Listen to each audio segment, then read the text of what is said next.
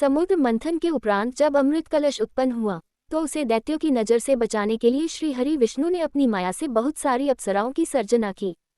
दैत्य अप्सराओं को देखते ही उन पर मोहित हो गए और उन्हें जबरन उठाकर पाताल लोक ले गए।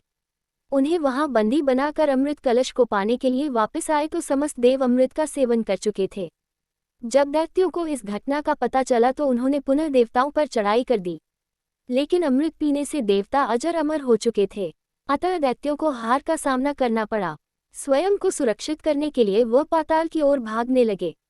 दैत्यों के संहार की मंशा लिए हुए श्री हरि विष्णु उनके पीछे पीछे पाताल जा पहुंचे और वहां समस्त दैत्यों का विनाश कर दिया। दैत्यों का नाश होते ही अप्सराएं मुक्त हो गई। जब उन्होंने मनमोहिनी मूर्त वाले श्री हरि विष्णु को देखा तो वे उन पर आसक्त हो गई और उन्होंने भगवान शिव से श्री हरि विष्णु को उनका स्वामी बन जाने का वरदान मांगा। अपने भक्तों की इच्छा पूरी करने के लिए भगवान शिव सदैव तत्पर रहते हैं, अतः उन्होंने अपनी माया से श्री हरि विष्णु को अपने सभी धर्मों व कर्तव्यों को भूल अप्सराओं के साथ पाताल लोक में रहने के लिए कहा। श्री हरि विष्णु पाताल लोक में निवास करने लगे। उन्हें अप्सराओं से कुछ पुत्रों की प्राप्ति भी हुई, लेकिन वो पुत्र राक्षसी प्रवृत्ति के थे। अपनी क्रूरता के बल पर श्री हरि विष्णु के इन पुत्रों ने तीनों लोकों में कोहराम मचा दिया। उनके अत्याचारों से परेशान होकर सभी देवतागण भगवान शिव के समक्ष प्रस्तुत हुए व उनसे श्री हरि विष्णु के पुत्रों का संहार करने की प्रार्थना की।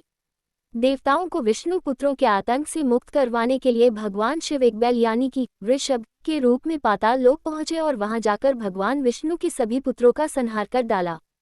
तभी श्री हरि विष्णु आया, अपने वंश का नाश हुआ देख वह क्रुद्ध हो उठे और भगवान शिव रूपी वृषभ पर आक्रमण कर दिया, लेकिन उनके सभी वार निष्फल हो गए।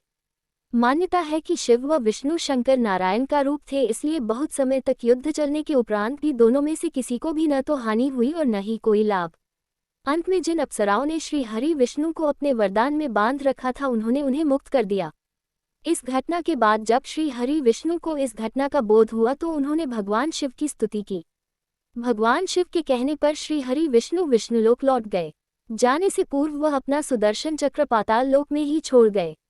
जब वह विष्णुलोक पहुंचे तो वहां उन्हें भगवान शिव द्वारा एक और सुदर्शन चक्र की प्राप्ति हुई।